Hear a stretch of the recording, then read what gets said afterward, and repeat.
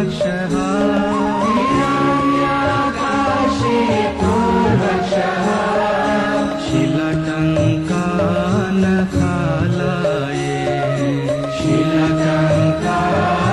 शिलकङ्कानखालाये इतो नृसिंहा परतो नृसिंहा इतो नृसिंहा परतो नृसिंहा यतो यतो यामि ततो नृसिंहा यतो यतो यामि ततो नृसिंहा बहिर्नृसिंहा हृदये नृसिंहा बहिर्नृसिंहा हृदये नृसिंहा नरसिंहमधिं शरणं प्रपद्ये नरसिंहमधिं शरणं प्रपद्ये नरसिंहमधिं शरणं प्रपद्ये नरसिंहमधिं शरणं प्रपद्ये तव करकमलवरे नखाम् अद्भुतशृङ्गा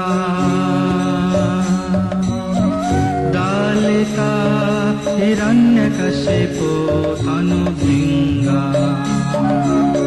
केशवधृता नरहरिरूपा जय जगदीश हरे जय जगदीश हरे जय जगदीश हरे तव करकमलवरे नखाम् अद्भुतशृङ्गा दालिका हिरण्यकशिपो तनुभृङ्गा केशवधृता नरहरिरूपा जय जगदीश हरे जय जगदीश हरे जय जगदीश हरे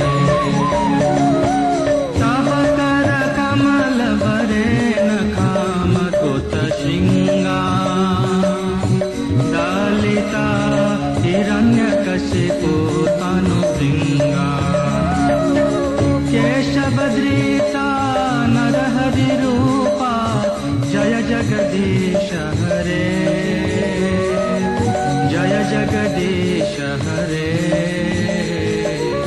जय जगदीश हरे तव करकमलवरे नखामकुतशृङ्गा दालिका हिरण्यकशिपो तनुभृङ्गा केशवधृता नरहरिरूपा जय जगदीश हरे जय जगदीश हरे। नृसिंहदेव भगवान की नृसिंहपल्ली धाम की भक्तराज प्रहलाद महाराज की मंदाकिनी सरोवर की गौतम द्वीप की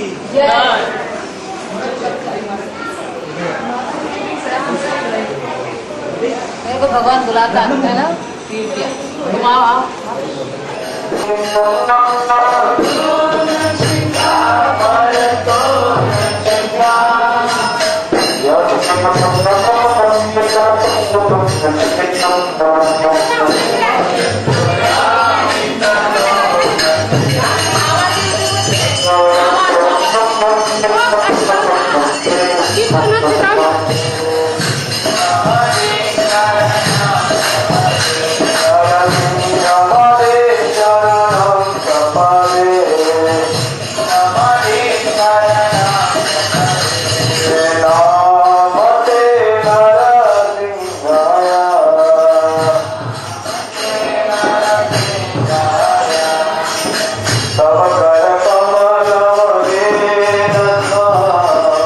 अद्भुत सिंह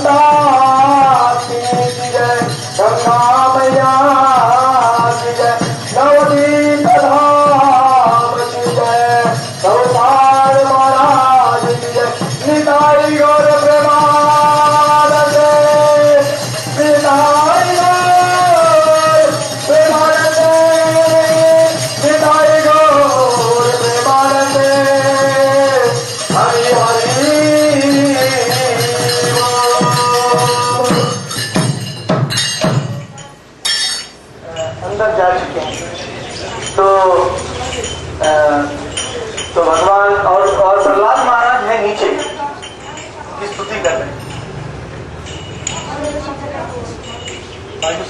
तो आपको प्रहलाद महाराज का भी दर्शन होगा। हाँ, तो जब भगवान हिरण्यकश्यप को मार के गुस्सा हो गए तो सब देवी देवताओं ने कोई भी, क्योंकि हे लक्ष्मी तुम तो नृसिंह देव की शक्ति हो, तुम जाके भगवान को विनंती करो अभी शांत हो जाए, क्योंकि उनका हुंकार से तो ब्रह्मांड का पर्दा भी फट रहा है और वैकुंठ का कारण सागर अंदर घुस जाएगा, पूरा ब्रह्मांड पानी भर जाए।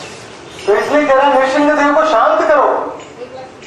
तो लक्ष्मी जी हाथ जोड़ के, पहले तो डर रही थी वो भी, तो हाथ जोड़ के नृसिंह देव के सामने की। तो नृसिंह देव ने पूछा हु आर यू। नृसिंह देव इतने क्रोध में थे कि लक्ष्मी देवी को भी भूल गए। क्यों क्रोध में थे? क्योंकि प्रहलाद के इतना कष्ट दिया हिरण्यकश्यप ने कि भगवान कभी नहीं सहन करते। जैसे हम जमीन में चलते हैं, आपके सर के ऊपर धूप आएगा, आप सहन कर सकते हैं कि नहीं कर सकते। थोड़ा टाइम के लिए तो सहन कर सकते हैं, लेकिन पाँव में धूप आएगा, आप सहन कर पाएंगे? नहीं सहन कर सकते। उसी प्रकार जो भगवान का अपराध करता है, भगवान उसको कभी कभी क्षमा कर देते हैं। तुमने मेरे शुद्ध भक्त का अपराध किया, तुम्हारा कोई विमोचन नहीं। तो ऐसे नृसिंह देव बहुत गुस्सा हो गए, प्रहलाद के ऊपर इतना विपदा आ गया। तो लक्ष्मी देवी से भी शांत नहीं हो रहे। तो अंत में ब्रह्मा जी ने किसको रिक्वेस्ट किया? भक्त प्रहलाद महाराज। प्रहलाद महाराज के हाथ में एक हार दिया फूल का। प्रहलाद महाराज वो फूल का हार लेकर देखा तो नृसिंह देव तुरंत शांत हो गए। तब लागी मोर अवतार, हे प्रहलाद तुम्हारे लिए मैं खंबे से निकला हूं। मुझे खंबे से निकलने की क्या जरूरत थी? मैं तो डायरेक्ट गोलोक से करके आ सकता था। मुझे पुकारेंगे तो नृसिंह देव कहां से भी निकल सकते हैं। या तो नरसिंह हो ततो नरसिंह हो, या तो यामी ततो नरसिंह हो, हृदय नरसिंह हो बाहिर नरसिंह हो, और सब जगह पे नरसिंह है। तो खंबे से निकलने की क्या जरूरत है? क्या जरूरत है? कोई बता सकता है खंबे से क्यों निकले? प्रहलाद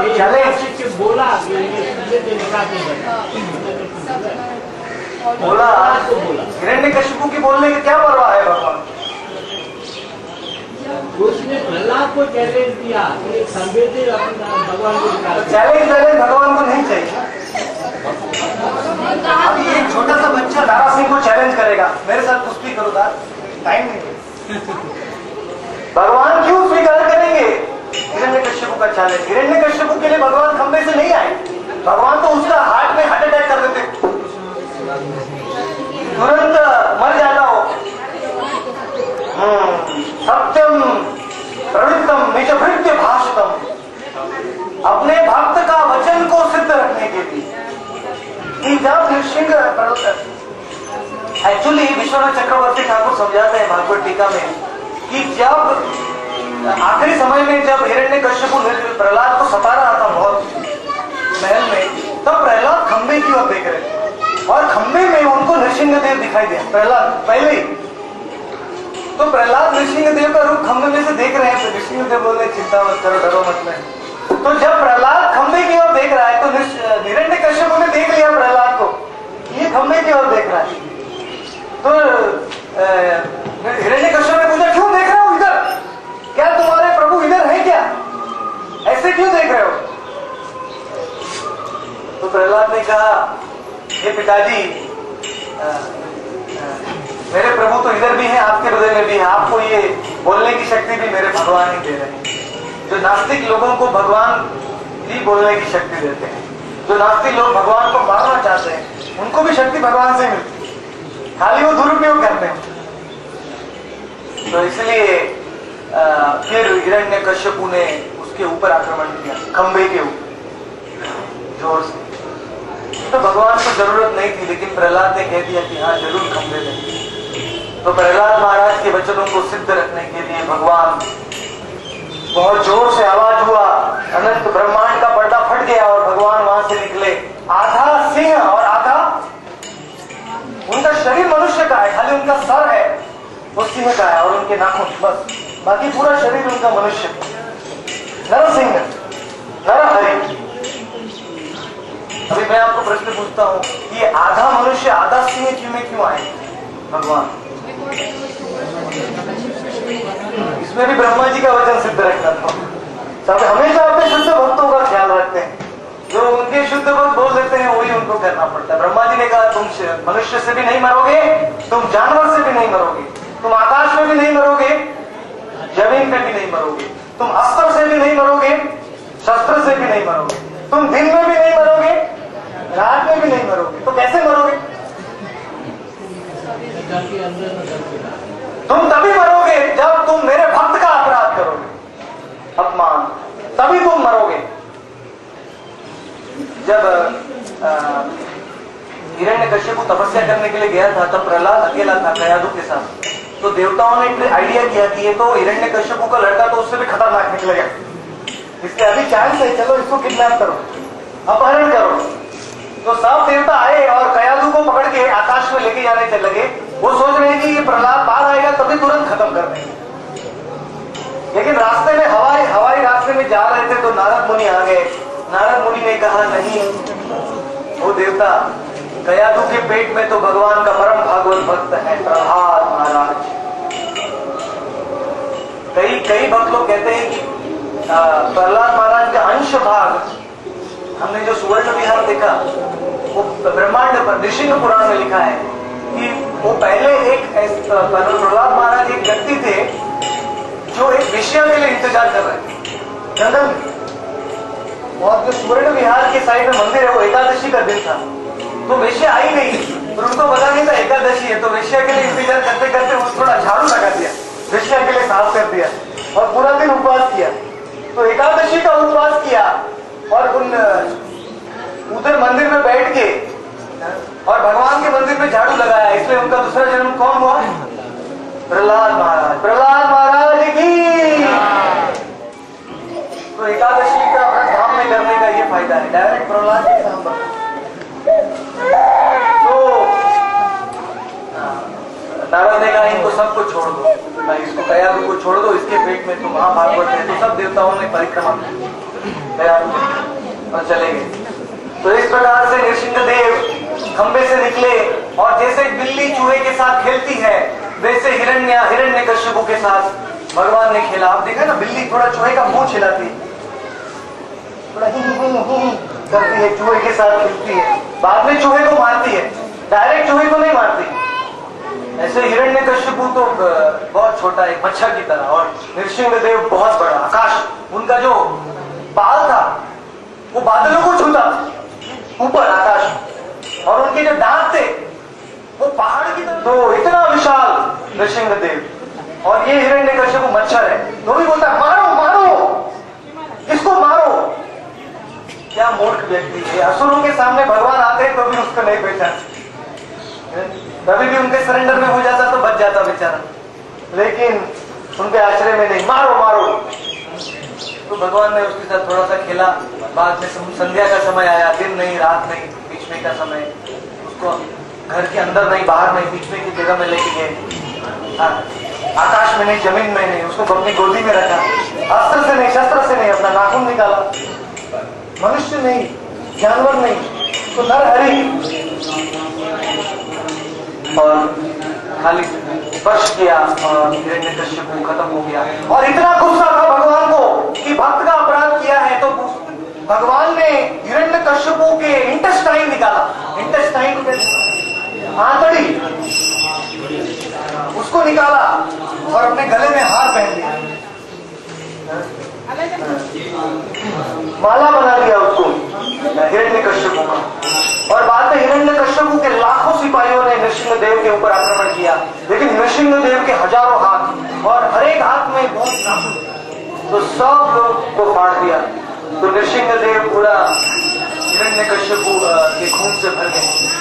तो नृसिंहदेव ने सोचा अभी मुझे इसको साफ करने के लिए, इसको प्रायश्चित करने के लिए मुझे जाना पड़ेगा नवद्वीप धाम। नवद्वीप धाम हमेशा रहता है प्रकट अप्रकट रूप में। गौरांगा आए उसके पहले भी नवद्वीप धाम था, क्योंकि उसके पहले कलयुग में भगवान आए, तो चलता ही रहता है। नवद्वीप धाम कभी लुप्त नहीं होता है। अभी हमारी आंखों से लुप्त हो जाता है। जैसे सूरज अस्त हो जाता है, उसका मतलब ऐसा नहीं कि सूरज मर गया, सूरज तो रहता है। तो उसी प्रकार नृसिंहदेव यहाँ आए और अपना पूरा नाखून वो तालाब में डुबा दिया। दिख रहा है ना वो तालाब, मंदाकिनी नाम का तालाब है। और इस सुंदर शीतल जल मंदाकिनी का नृसिंहदेव ने पी लिया और थोड़ा फ्रेश हो गए। और नवद्वीप में आने से सब और प्रहलाद महाराज को भी नवद्वीप में आने का अवसर मिला। हम आगे जाएंगे। प्रहलाद महाराज मदन गोपाल का पूजा किया। तो बाद में नृसिंहदेव इधर आ गए तो देवताओं ने भी सोचा कि हम भी नृसिंहदेव की उपासना करेंगे, क्योंकि नृसिंहदेव ने इंद्रलोक हमको वापस दिया है। नृसिंहदेव हमारे स्वामी है, उनकी आराधना करेंगे। तो सब देवता यहाँ आ गए और यहाँ घर बना दिया। एक्चुअली 40 साल पहले इधर आप आएंगे तो इधर आपको वो अभी भी वो छोटे छोटे पहाड़ दिखाई देते। अभी ये सब घर बन गए, दिखाई नहीं दे रहे हैं। वो कौन सा था? एक पहाड़ था सूर्य टीला, चंद्र टीला, इंद्र टीला, ब्रह्मा टीला, शिव टीला। सब देवताओं ने एक एक पहाड़ को अपना घर बना दिया और विश्वकर्मा को बुलाया। विश्वकर्मा ने एक ही दिन में सब देवताओं के लिए महल बना दिया, एक एक महल। और सब देवता नृसिंहदेव इस वृक्ष के नीचे उन्होंने आराम किया।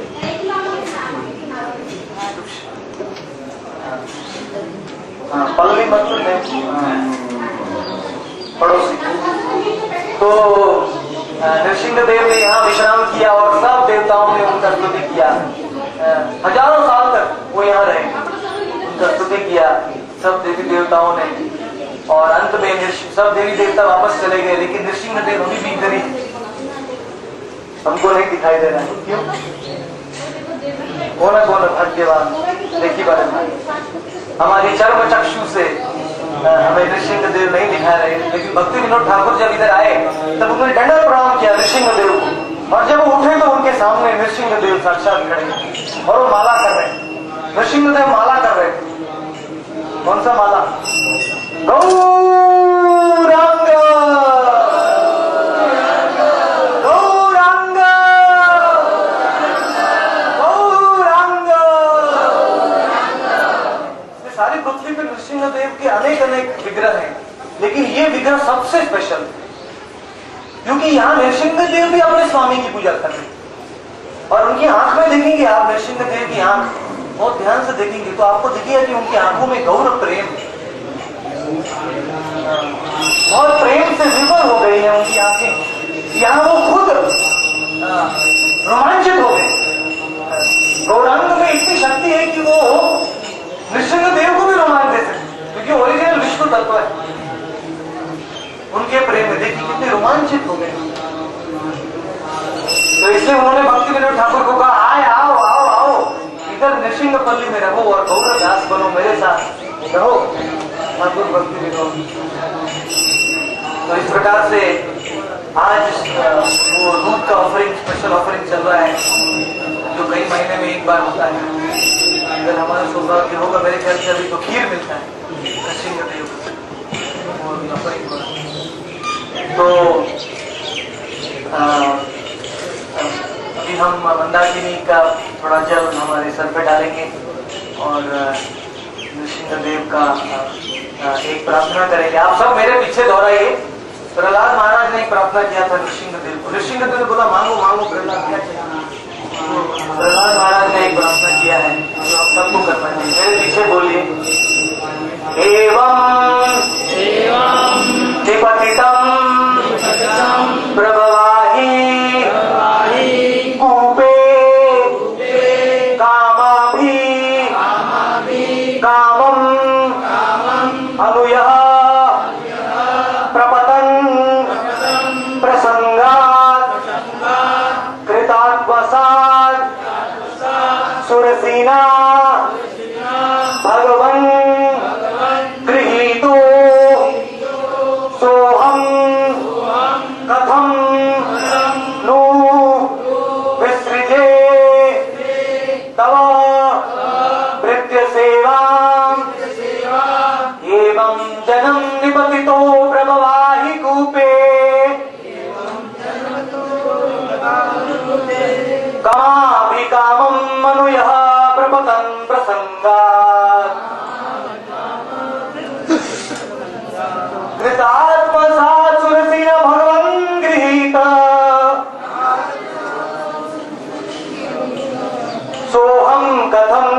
विसृजे तव प्रेत्य सेवा।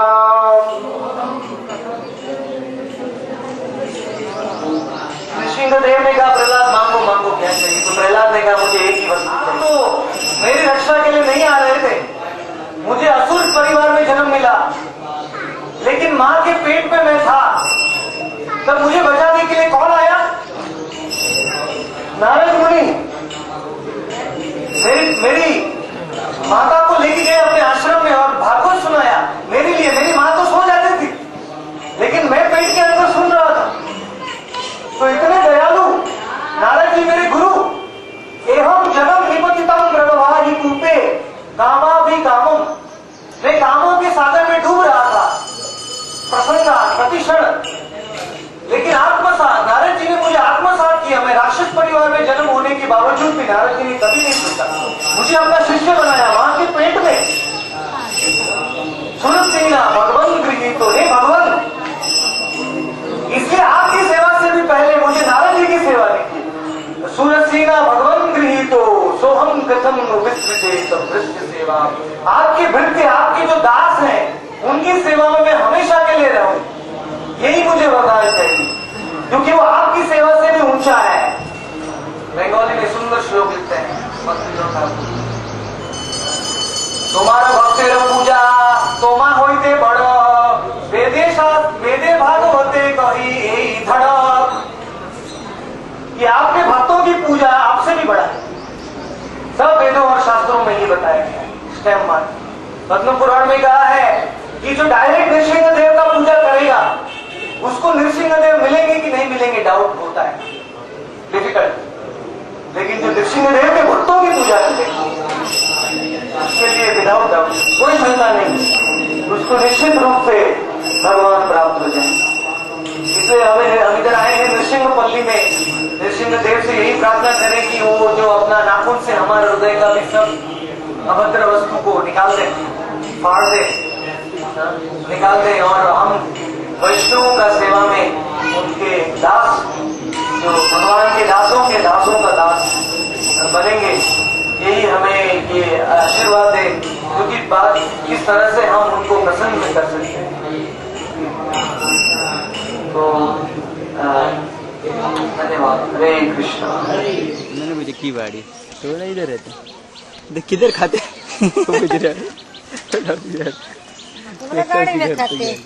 गाड़ी में खाते वो जो स्नान करे ना माता जी। Oh my God! मेरा बैग इधर है ना लेने तो बाकी है ना। अरे कब मत मारो। जाओ। ए मारो। बदन गाड़ी दे।